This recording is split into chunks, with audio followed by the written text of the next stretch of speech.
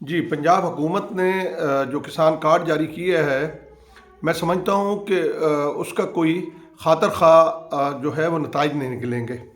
ये हमेशा हुकूमतों की जो है वो रही है कि वो कॉस्मेटिक्स जो चीज़ें हैं वो सामने लेके आते हैं ताकि हुकूमतों की वाह वाह हो। और मैं अक्सर कहा करता हूँ कि ये इश्तिहारी हुकूमतें होती हैं जो इश्तिहार लगा के खुश होती हैं। चूँकि किसान कार्ड के अंदर आप ये देखें ना कि जो है पंजाब के अंदर जो है वो कमोपेश 53 लाख जो है वो ख़ानदान है किसानों का। आप 70 से 80% आबादी जो है वो हम गिनते हैं किसानों की। तो किसान कार्ड का कोई फ़ायदा नहीं है।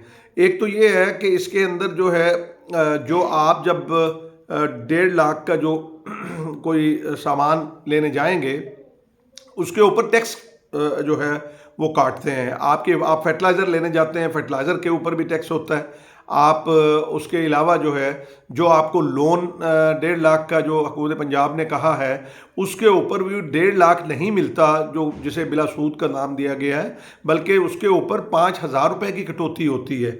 और वो 6 माह के में वापस करेंगे तो वो कम अज़ कम भी 12% से ऊपर चला जाता है, यानी वही रेट जो कमर्शियल बैंक जो है वो जो देते हैं, तो उसका फ़ायदा नहीं है।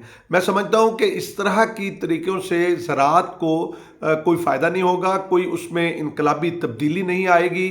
अगर कोई करना है तो पंजाब हुकूमत जो है वो मेहरबानी करे और उसके ऊपर जो है रिसर्च के ऊपर पैसा खर्च करे, नए बीज लेके आए जिससे पैदावार किसान की बढ़े और उनको फसलों के अच्छे रेट दे। और जो है किसानों को बिजली डीज़ल वो सस्ता करे, तब जाके जो है वो ज़राअत तरक्की करेगी।